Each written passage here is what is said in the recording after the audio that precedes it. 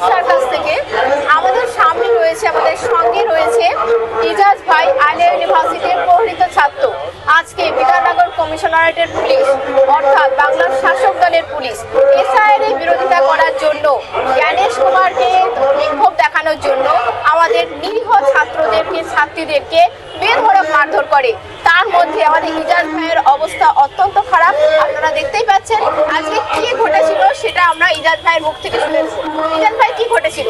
আজকে মূলত আমরা গিয়েছিলাম নির্বাচন কমিশনের। জ্ঞানেশ কুমার পশ্চিমবাংলায় পা রেখেছে। সেই জ্ঞানেশ কুমার পশ্চিমবাংলার 60 লক্ষ মানুষের নাম আন্ডার অ্যাডজুডিকেশন রেখে দিয়েছে এবং 40 লক্ষ মানুষ, যে সমস্ত সনাতনী মানুষ, মাতুয়া, আদিবাসী, এই সমস্ত মানুষের নাম ডিলিট করে দিয়েছে। আমরা যারা, আমার নাম যেমন আন্ডার অ্যাডজুডিকেশন বা কোনো রকম হিয়ারিং কোনো কিছুতেই আসেনি, কিন্তু আমি জানি গ্রাম বাংলায় কম্পিউটার দোকান, আমি প্রকৃত একজন গ্রামের বাসিন্দা হয়ে আমি দেখতে পাচ্ছি আমার গ্রামের আমার সমস্ত প্রতিবেশী তারা কম্পিউটারের দোকানে দিনের পর দিন ছুটছে। তাদের খাওয়া ঘুম নেই, কারণ একবার তারা বুঝতে পেরেছেন যদি তাদের নাগরিকত্ব চলে যায় তাদের সমস্ত কিছু অধিকার তারা হারিয়ে ফেলবে। তাদের বাপ মা কখন ডিটেনশন ক্যাম্পে নিয়ে যাবে, পিতা সন্তানারা হয়ে যাবে, স্ত্রী স্বামীহারা হয়ে যাবে। তো আমরা আজকে 7 দিন ধরে অবস্থান বিক্ষোভ মঞ্চে বসেছিলাম। আমরা চেয়েছিলাম দাবি জানাতে যে আলিয়া ইউনিভার্সিটির ওই ওয়েস্টার্নে জ্ঞানেশ কুমার যখন এসছে তানার কাছে আমরা দাবি জানাবো, আমাদের আওয়াজ জন্য তানার কর্ণপাত পর্যন্ত হয় যে আপনি দিল্লি থেকে বসে সিদ্ধান্ত নিচ্ছেন, কিন্তু আপনি বাংলায় এসে দেখুন যে আসলে অরিজিনাল প্রকৃত বাঙালিরা তারা তাদের অধিকার হারিয়ে ফেলছে। আমরা যখনই যাই শান্তিপূর্ণ প্রতিবাদে যাই শিক্ষক ছাত্র মিলে, কিন্তু গিয়ে সেটা সত্যি এটা দুর্ভাগ্যবশত আমরা দেখতে পাই যদি সেন্ট্রাল ফোর্স আমাদের উপরে অ্যাটাক করতে আমাদের দুঃখ হতো না, কারণ সেন্ট্রাল ফোর্স চলে বিজেপির তত্ত্বাবধানে। কিন্তু রাজ্যের পুলিশ তারা আমাদের একটুকু সময় দেয়নি। যেভাবে আমার যেমন বুকে লাথি মারা, ঘাড়ে কিল মারা, মাথায় কিল মারা, আমার একজন professor doctor Shamim Ahmed sir যত সম্ভব ওনাকে বুকের খাঁচায় লাথি মেরে ফেলে দেওয়া, ইরফান ভাইকে বুকে লাথি মারা, এছাড়াও সাজিদুর ভাইকে লাথি মারা, অসংখ্য ছাত্রকে যেভাবে নির্মমভাবে কিল লাথি মেরেছে, এটা পুরো গণতন্ত্রের উপর আঘাত এনেছে। আজকে ছাত্র সমাজের যদি কণ্ঠ রোধ করতে চায়, সেখানে তো বাংলা পক্ষ তাদের একদম মূল জায়গায় স্পটে থেকে তারা আন্দোলন করছিল, তাদেরকে কেন সরানো হলো না? কারণ এরা চায় ছাত্র সমাজের কণ্ঠকে রোধ করতে, কারণ ছাত্র সমাজ জানে তারা প্রকৃত আওয়াজটা তুলবে। প্রথমত বিষয় হচ্ছে এটা সাধারণ মানুষের কথা। রাজ্য পুলিশ এবং সেন্ট্রাল ফোর্স যে এইভাবে নৃশংস অত্যাচার চালাবে আমরা কল্পনা করতে পারি নাই। আমার কিন্তু বুকে আঘাত লেগেছে, প্রচণ্ড ব্যথা হচ্ছে, কিন্তু আমার মনে হয় আমার বুকের ব্যথার থেকে ওই 60 লক্ষ মানুষের বুকের ব্যথাটা অনেক বেশি। কারণ আমার যদি একটা পাও চলে যেত কোনো সমস্যা ছিল না। আমার তো ব্যারিকেড পুরো একদম পুলিশ এতভাবে টানা হেঁচড়া করছিল, ব্যারিকেডে আমার পা পুরো যেন মুচড়ে মানে স্ম্যাশ হয়ে যায়। তো যাই হোক, ওখান থেকে তারপরে পড়ে যাই, পুলিশ টানা হেঁচড়া করে। আমার বুকে এত জোরে আঘাত লাগে, আমার এখনও ব্যথা হচ্ছে। আমি জানি না কবে ঠিক হব, উঠতে পারছি না, বসতে পারছি না ঠিকঠাক, কাজতে গেলে সমস্যা হচ্ছে।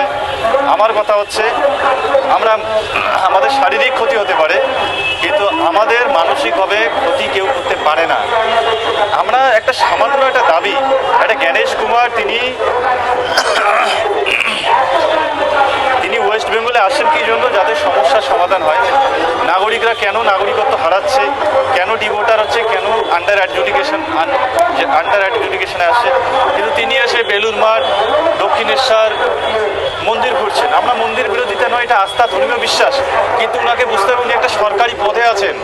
উনি ধর্মীয় সরকারি পদে থেকে উনি ধর্মীয় মন্দির ঘুরে ঘুরে সেটাকে আবার অফিসিয়াল ইলেকশন কমিশনের অফিসিয়াল ওয়েবসাইটে দিচ্ছেন, যেটা আমাদের জন্য লজ্জা। তিনি এটা বোঝাতে চাইছেন সাধারণ মানুষকে বোকা বানানোর জন্য যে ইলেকশন কমিশন নেই, হিন্দুদের কমিশন বা বিজেপির কমিশন, RSS এর কমিশন।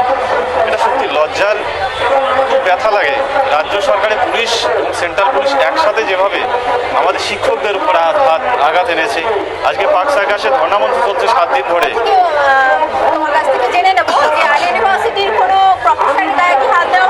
হ্যাঁ, প্রফেসরের গায়েও হাত তোলা হয়েছে, তাদেরকেও টানা হেঁচড়া করা হয়েছে।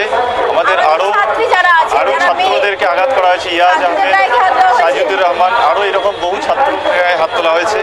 এটা সম্পূর্ণ বিজেপি তো চাইছে না, আমার মনে হয় রাজ্য সরকারও চাইছে। তাহলে রাজ্য সরকারের পুলিশ কেন আঘাত করবে? এতটা পুলিশি অত্যাচারের পর, এইভাবে মার খাওয়ার পর তোমরা কি এই ধর্ণামঞ্চ